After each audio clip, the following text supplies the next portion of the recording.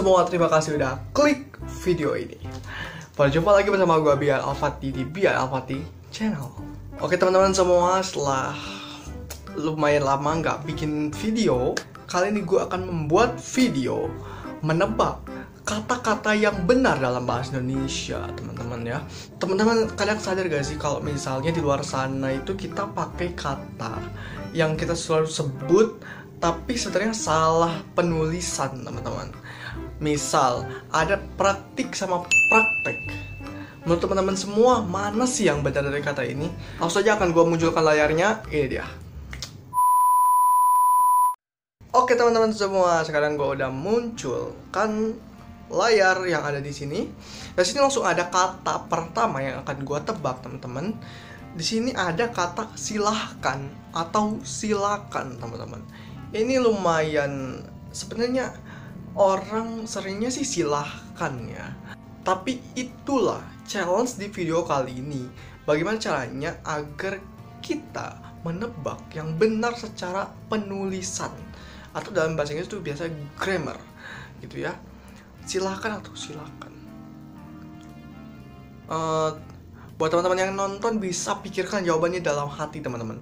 Setelah ini kita akan langsung bahas yang benar yang mana ya, teman-teman. Kalau gua memilih yang umum sih, teman-teman. Di antara dua pilihan ini, menurut gua yang lebih umum itu silahkan sih harusnya ya. Gua pilih silahkan. Kita kunci dulu teman-teman, kita langsung ke soal kedua dulu. Nanti di akhir kita akan bahas, teman-teman. Oke? Oke teman-teman, ini dia soal yang kedua. Antri atau antre? Kalau secara penyebutan sih antri, tapi kalau penulisan lumayan bingung. Harusnya sih pakai i ya, atau pakai kalau misalnya kita memang ini ambil dari bahasa Inggris itu pakai e ya. Biasanya karena dalam bahasa Inggris e itu dibacanya i kan. Kalau dalam bahasa Indonesia e ya e gitu. I ada huruf lain. Lumayan membingungkan sih. Gue antre sih kayaknya. Antri kayaknya jarang gue lihat tulisannya, tapi antri itu kayak sering banget gue baca gitu. Oke teman-teman, untuk soal kedua gue memilih antre, teman-teman. Tadi silahkan gue pakai h, yang kedua ini antre. Soal yang ketiga, sekedar atau sekadar? Sekedar atau sekadar? Aduh, nih gue takutnya teman-teman, dalam hati gue kalau gue memilih yang lurus terus gitu ya, yang sering kita pakai, nanti di akhir itu jadi anti klimaks. Artinya jawaban gue salah semua karena secara tulisan dan penyebutan mungkin aja beda gitu ya teman-teman. Tulisannya ini, penyebutannya ini. Sekedar sih pakai e kalau gue ya. Gue lock yang ketiga sekedar. Oke? Yang keempat, waduh, ini sebenarnya menguji tata bahasa, bukan per huruf lagi. Kalau tadi jenisnya itu kayak per huruf gitu teman-teman, ini udah tata bahasa banget sih. Di mana atau di mana itu ada space-nya atau enggak. Setahu gua teman-teman, kalau dalam tata bahasa di bahasa Indonesia, kalau disambung itu adalah untuk kata kerja, teman-teman. Misal dilihat itu disambung dinya, dimakan disambung. Nah kalau tempat itu dipisah, misalnya di rumah, di toko, itu dinya itu dikasih space atau dikasih spasi ya teman-teman. Tapi di mana itu kan bukan, bisa jadi dekatnya sih ke kata tempat ya, tapi dia ini sebagai kata tanya. Nah itu yang bikin gue pusing. Kalau di rumah dengan di rumah dua-duanya mungkin gue bisa jawab yang bawah, harus dikasih jarak. Tapi kalau di mana, ya udah gue pilih yang atas. Kita harus tetap yakin teman-teman. Benar atau salah ini soal ini adalah pembelajaran teman-teman. Salah bukan berarti kita gak bisa teman-teman. Salah juga positif buat kita agar kita belajar teman-teman. Menuju ke soal terakhir atau yang kelima teman-teman. Aktivitas atau aktivitas, bedanya ada huruf F atau huruf V. Gua potong dulu deh ini kata. Kalau misalnya kata aktif, gua biasa nulis pakai F sebenarnya sih. Aktif biasa pakai F gak sih? Kalau aktif,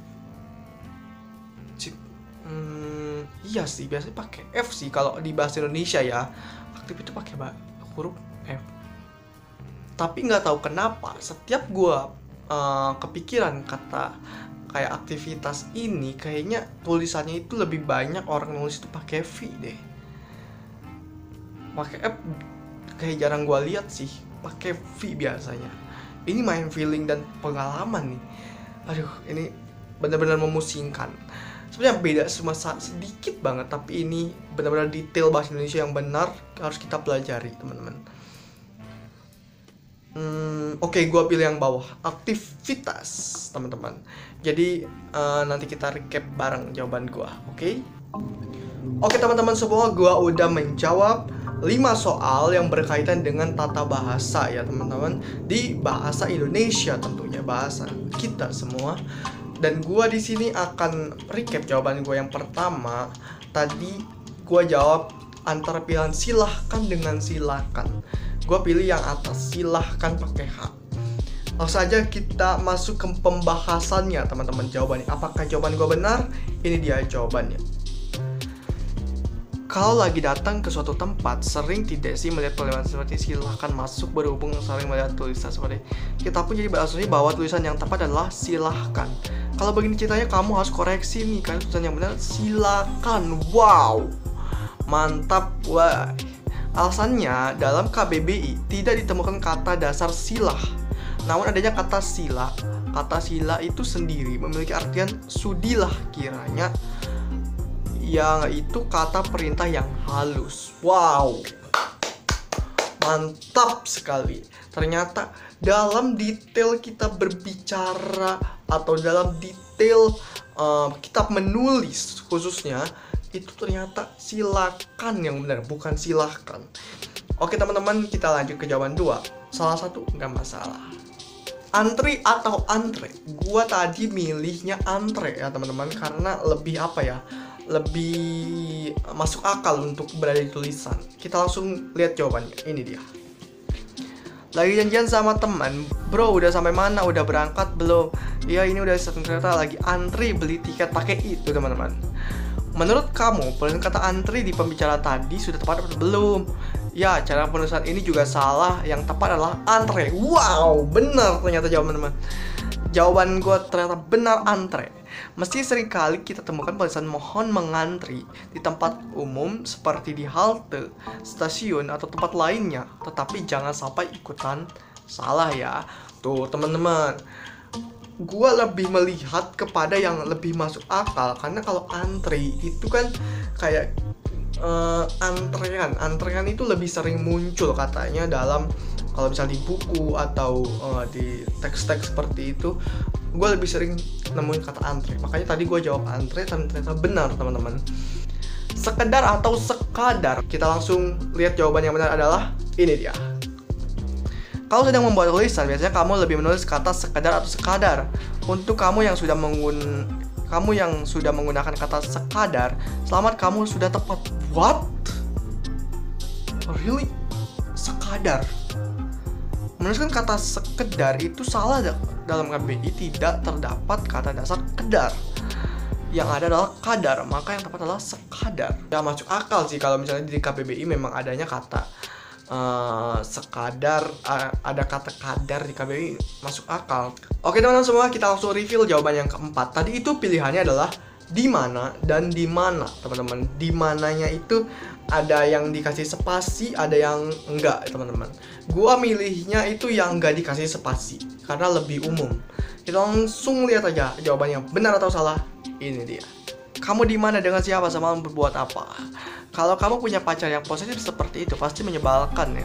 Coba selain si pacar yang posesif, ada lagi tidak hal yang menyebalkan lainnya? Yap, dia menurut kata di mana kurang tepat. Apabila kita merujuk dengan pedoman EYD atau agent yang disempurnakan, setiap kata yang depan seperti di dan ke harus terpisah jika menunjukkan tepat. Tuh, teori gue sebenarnya bener, tapi ya yang gue bingung itu di mana itu kan sebenarnya lebih ke tempat. Tadi gue bilang di awal tuh lebih ke tempat. Cuma yang gue bingung di mana itu kata tanya, bukan mana itu kan bukan nunjukin tempat. Itu yang gue bingung, makanya yang lebih sering itu gue lihat itu di mananya disatuin. Tapi nggak masalah. Oke teman-teman, nggak masalah. Gue baru bener satu. Kita lanjutkan. Apakah ini akan benar lagi jawaban yang gue yang kelima? Ini dia jawabannya. Nah, untuk penentuan kata ini ada pengecualianmu nih. Mungkin kamu sudah mengecek di kamus KBBI bahwa hanya menemukan kata dasar aktif. Jadi kamu menulisnya dengan tulisan aktivitas. Aktif. Gue seringnya kalau aktif itu pakai F. Jadi di sana tuh dijelasin bahwa hanya menemukan kata dasar aktif. Jadi kamu menulisnya dengan tulisan aktivitas pakai F. Tapi yang benar sebetulnya aktivitas. Benar ternyata. Kenapa? Kita perlu ingat bahwa kosakata ini merupakan kata serapan dari bahasa asing. Di bahasa Indonesia, kata asing diserap baik dalam bentuk kata dasar maupun kata berimbuhan. Oke. Semua kaidah imbuhan asing yang berakhiran aktivitas ya, akan diserap bersama kata dasarnya. Maka dari itu kata asing active tetap diserap menjadi aktif, sedangkan kata activity diserap menjadi aktivitas pakai V. Untuk contoh kata lainnya, misalnya seperti penulisan kata efektif dengan efektivitas. Wah, ini ilmu baru asli, ilmu baru. Efektif ternyata ada contoh lainnya. Efektif pakai F. Kalau di efektivitas itu jadi V. Kayak relatif juga mungkin pakai F. Relativitas. Wah, ini banyak banget sih. Yang nulis kadang salah, aktivitas pakai F dan sebagainya. Dan ini ilmu baru juga sih. Buat gue pribadi ini ilmu baru. Jadi hasilnya gue bener 2 salah 3. Nah, problem teman-teman, karena tujuan di sini gue hanya untuk belajar dan mengajarkan kepada kalian. Bener berapapun itu bisa menjadi pembelajaran buat gue untuk lebih baik dalam penulisan bahasa Indonesia ke depannya. Dan gue akan bikin part 2 teman-teman. Ada 5 soal lagi yang akan gue jawab di part 2. Apa itu? Nantikan di part 2. Sampai jumpa and see you.